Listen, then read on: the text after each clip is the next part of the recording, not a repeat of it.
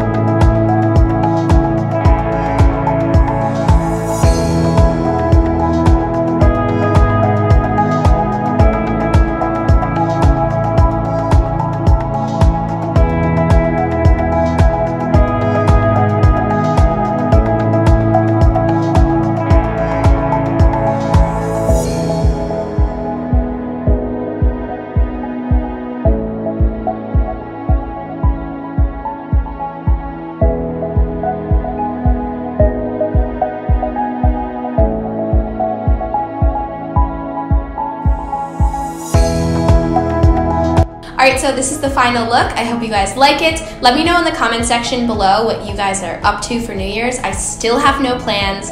It is coming very soon and I have no idea, but at least I know what my makeup look is gonna be. So until next time, I'll see you guys soon.